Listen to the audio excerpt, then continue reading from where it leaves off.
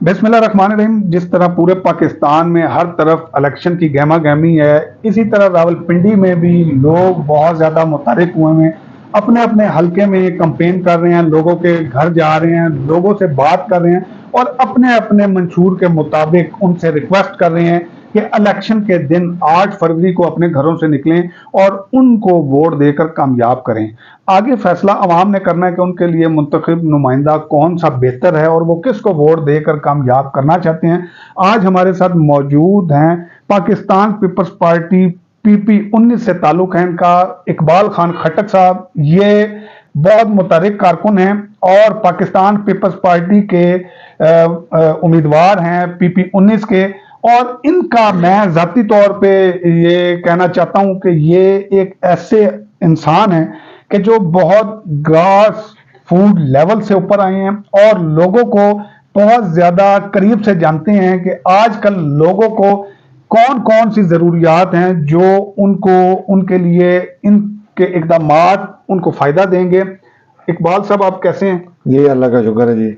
इकबाल साहब, आपका सबसे पहले तो मैं शुक्रिया अदा करूंगा कि आपने इतने गहमा गहमी और इतने अपने कीमती वक्त में से टाइम निकाला हमारे लिए। इकबाल साहब, ये बताइएगा कि इलेक्शन की गहमा गहमी आपकी कैसी जा रही है? जी बिस्मिल्लाह रहमान रहीम।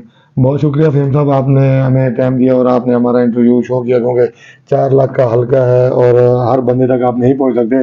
15-20 दिन आपके लगातार, आप अगर सुबह 8 बजे उठें और रात के 2 बजे तक भी लगातार आप जाएं तो आपका हल्का इतना लंबा चौड़ा है कि कम से कम 5-7 किलोमीटर का एरिया बन जाता है। अगर आप फजाइया गंगाल छतरी चौक से शुरू करें तो तुलसा रोड और डोगजुमा तक आप जाएं और कल्टस रोड तक जाएं और कनूर तक जाएं तो ये आपका कम से कम 3-4 घंटे का सिर्फ ट्रैवल सफर बन जाता है। तो अल्लाह का लाख लाख शुक्र है कि जहाँ तक हो सके वहाँ तक तो मैं भाग रहा हूँ, लेकिन इस मीडिया के जरिए, सोशल मीडिया के जरिए और आप जैसे दोस्त जो इस तरह पे काम कर रहे हैं तो थोड़ी जल्दी आवाज़ पहुँच जाती है। शुक्रिया सर। इकबाल साहब, ये बताइएगा कि आप काफ़ी मेहनत कर रहे हैं और आपके गले से और आपकी हालत से लग रहा है कि वाकई इस टाइम बहुत ज़्यादा दौड़ शुरू है सबकी तकरीबन, और आप अपने वोटर तक रसाई हासिल करने के लिए हर जगह जा रहे हैं। मुझे ये बताइएगा कि लोगों का कैसा आगे से रिस्पॉन्स है? जी, जहाँ तक मैं लोगों की बात कहूँ, क्योंकि मैं आम आदमी हूँ और मेरा जो ताल्लुक है वो भी आम लोगों से है और आम लोग इंतज़ार कर रहे हैं, क्योंकि उन्होंने तकरीबन पिछले 30 साल से अगर आप देख लें, कमोबेश अरसा दराज से 93 से देख लें या 85 के इलेक्शन से देखें तो लोगों के काम नहीं हुए, डिक्टेटरशिप रही है इसमें। फिर उसके बाद जो भी जमातें आई हैं, पाकिस्तान पीपल्स पार्टी तो यहाँ नुमाइंदगी नहीं ले सकी। अगर आप 77 के बाद देखें तो आज तक बाकायदा तौर पे हमारे हल्के में पाकिस्तान पीपल्स पार्टी का कोई भी अवामी नुमाइंदा मुंतखब नहीं हुआ। तो लोग समझ चुके हैं कि जो हम सरमायादारों को और जगीरदारों को वोट देते रहे हैं, अपना वोट ज़ाया करते रहे हैं, तो उन्होंने उनके बुनियादी मसाइल पर तवज्जो नहीं दी। तो मुझे तो बहुत अच्छा महसूस हो रहा है और मुझे लगता है कि मैं लेट हो गया हूँ। मुझे पहले भी इलेक्शन में पार्टिसिपेट करना चाहिए था। आवाम की तरफ से जो आम लोग हैं जो सरमायादार नहीं है या जगीरदाराना सोच नहीं रखते, वो ये समझते हैं कि हमारा एक नुमाइंदा हमारे तक पहुंचा है।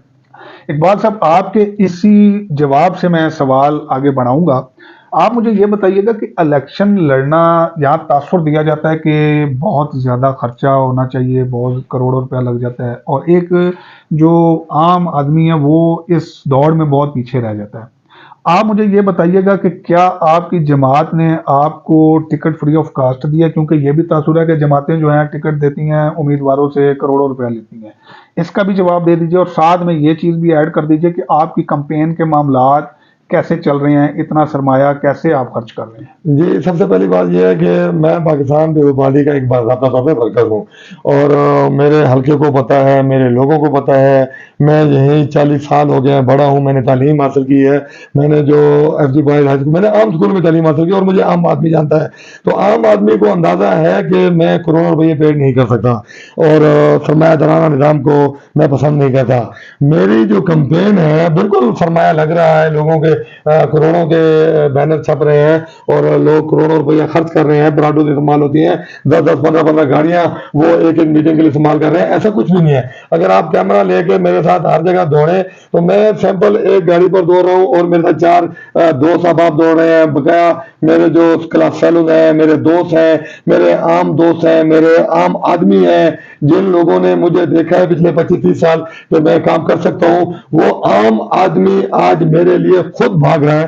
ان کی یہ ضرورت بن گئی ہے کہ ہم سرمایہ دار سے ہٹیں. اور جہاں تک الیکشن کے مین کی بات ہے، آپ نے کہا کہ آپ کے پاس کیا سرمایہ ہے، تو میں تو سر آپ کو ریکویسٹ کروں گا کہ آپ کسی بھی میڈیا والے کو ہمارے حلقہ PP-19 میں آ کے پوچھ لیں کہ ہمارا کتنا سرمایہ لگ رہا ہے. ہمیں عام آدمی محبت دے رہا ہے، میں عام آدمی تک پہنچ رہا ہوں. آپ کو اندازہ ہونا چاہیے تقریباً 4.25 لاکھ ہمارے حلقے کا ووٹر ہے. اور یہ ہمارا ڈوکمنسی ہو گیا، رحمت آباد ہو گیا، غریب آباد جسے کہتے ہیں، رحمت آباد ان کا نیا نام ہے، اور اس کے بعد چکلالا ہو گیا، ڈوکر لیال ہو گیا، آپ ہمارا جھنڈا دیکھ لیں، مریر حسن دیکھ لیں. تو یہ تقریباً سارے علاقے جتنے بھی میرے علاقے یہ بالکل پسماندہ علاقوں پر مشتمل ہیں.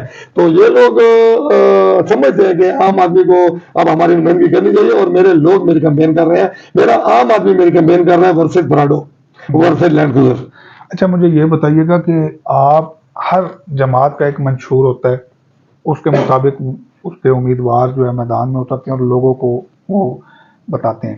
آپ کی جماعت کا منشور تو اس سے ہٹ کے میں بات کروں گا کہ اگر اللہ تعالیٰ آپ کو کامیابی دیتا ہے، آپ کامیاب ہوتے ہیں، آپ لوگوں کے نمائندہ منتخب ہونے کے بعد ایسے کون کون سے اقدامات ہیں جو آپ پہلے اٹھانا چاہیں گے؟ جی سب سے پہلے تو جو ہمارا منشور ہے، میرے چیئرمین صاحب نے دیا ہے، بلاول بھٹو صاحب نے، وہ پورا ایک سسٹم ہے.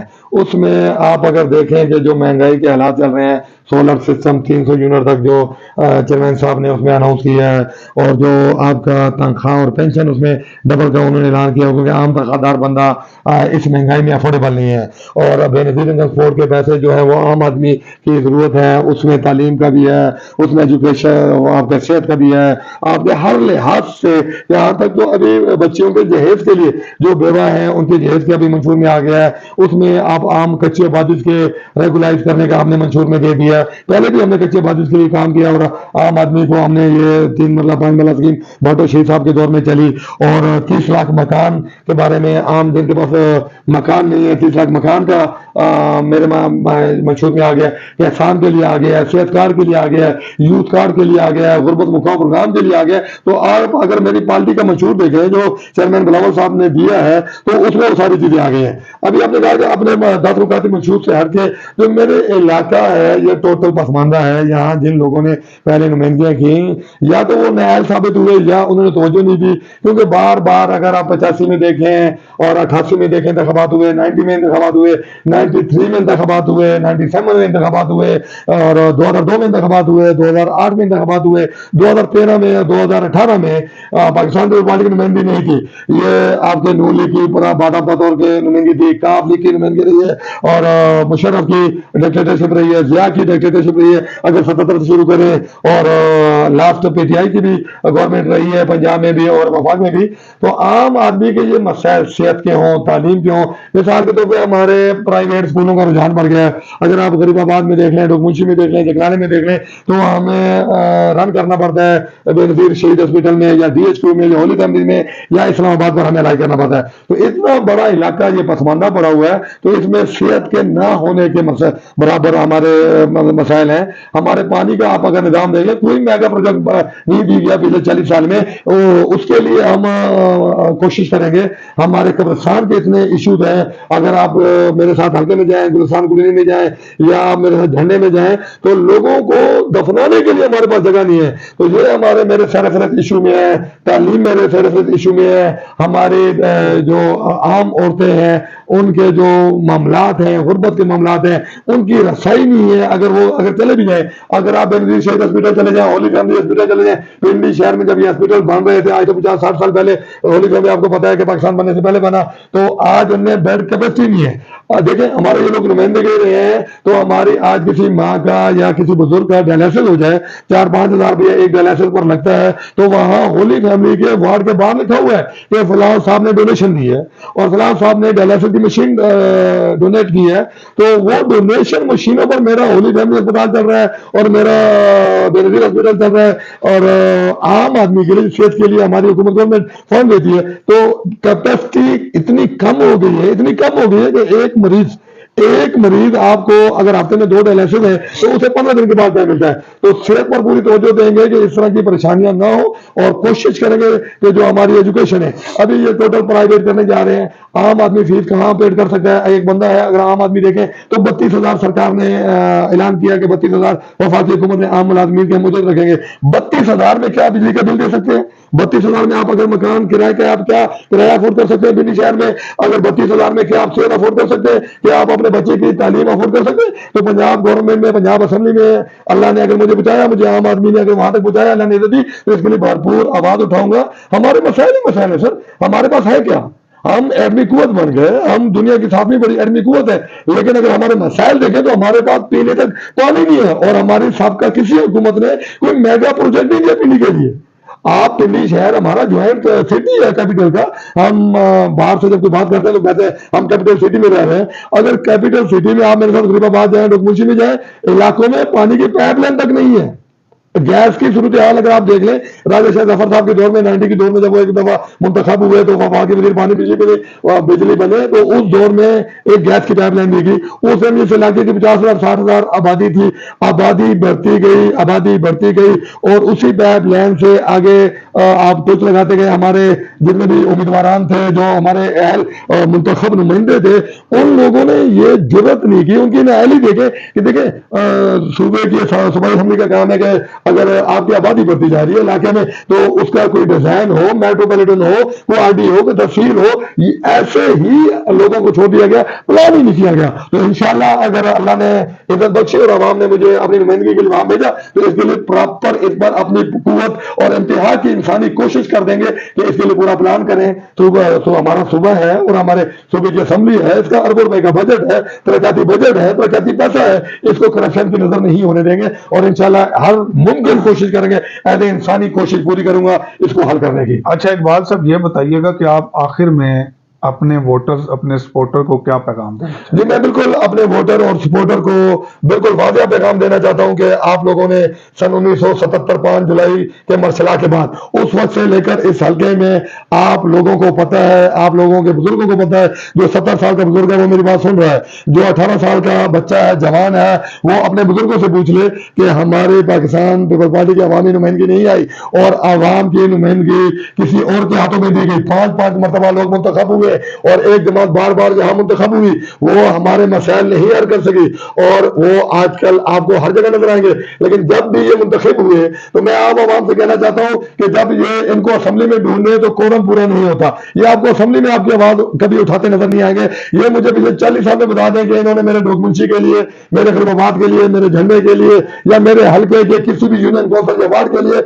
انہوں نے اسمبلی میں ریکارڈ بات کی ہو، پانی کے مسئلے کے اوپر، گیس کے مسئلے کے اوپر، ہماری صحت پر، ہماری تعلیم پر، ہمارے عام آدمی کے اوپر. اور میں اپنے عام لوگوں کو کہنا چاہتا ہوں، میں آپ میں سے ہوں، آپ لوگ مجھے جانتے ہیں اور میں پاکستان پیپلز پارٹی کا فرقہ تو ہوں، آپ کا پہلے بھی خدمت گار ہوں، اور جو لوگ جانتے ہیں کہ ہم کام کرنا جانتے ہیں.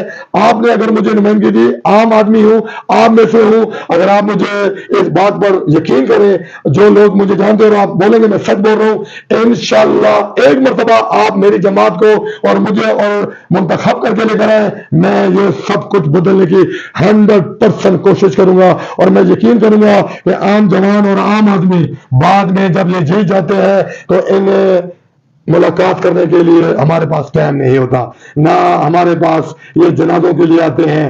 آج کل آپ کو جنازے کے ہر فرنٹ میں لائن میں نظر آتے ہوں گے، بارش ہو، سردی ہو، گرمی ہو، ان کے ٹاؤٹ ہر محلوں اور یونین کونسل میں کھڑے ہوتے ہیں. بندہ اسپتال سے میت لے کے آتا ہے، یہ آپ کی گلی کے فرنٹ پر کھڑے ہوتے ہیں. اور میں جو کچھ کہہ رہا ہوں آپ میری بات سمجھ رہے ہوں گے، اور میں یہ سچ کے ساتھ کہہ رہا ہوں کہ انشاءاللہ آپ کا ساتھ ہے میرے ساتھ، اور میرے ساتھ عام لوگوں کا ساتھ ہے. یہ سسٹم بدلنے کی پوری کوشش کریں گے. اور میری عوامی جماعت، ذوالفقار علی بھٹو شہید کی جماعت، بے نظیر شہید کی جماعت، آج ان کا نواسا بی بی شہید کا شہزادہ منشور دے رہا ہے، ہم یو ٹرن نہیں لیں گے. ہم نے منشور دیا، میرے بھٹو شہید نے عام آدمی کے لیے منشور دیا، جان دے گیا، آئین دیا، قانون دیا. میری بی بی شہید آپ کے درمیان میں پنڈی شہر کے عام عوام میں کھڑی ہو کے جان دے گی. لیکن ہم نے منشور پر اور عوامی مفادات پر سودے بازی نہیں کی. انشاءاللہ یہ سودے بازی نہیں ہونے دیں گے اور عام عوام کے مسائل حل کر کے دکھائیں گے. اپنی انتہا کی کوشش کریں گے. آپ کا نمائندہ، آپ کا یہ عوامی انسان آپ میں نظر آئے گا. شکریہ. بہت بہت شکریہ. اقبال خان خٹک صاحب ہمارے ساتھ موجود تھے اور ان کی باتیں آپ نے سنی. فیصلہ آپ نے کرنا ہے. 8 فروری کو اپنے گھروں سے باہر نکلیں اور اپنے نمائندوں کو ووٹ دے کر کامیاب کریں تاکہ وہ آپ کی بھرپور آواز بن سکیں اور آپ کے لیے بہترین اقدامات اٹھا سکیں. آپ اپنے نمائندوں کو آگے لے کے آئیں گے تو آپ کے لیے فائدہ ہوگا، نہ کہ ایسے لوگوں کو آگے لائیں کہ جن کے بعد میں چہرے دیکھنے کے لیے بھی آپ ترس جائیں. اپنے میزبان میاں فہیم عزیز کو دیجیے اجازت. اللہ نے چاہا تو پھر اگلے پروگرام میں آپ سے ملاقات ہوگی. پاکستان زندہ باد، پاکستان پائندہ باد. لائیو.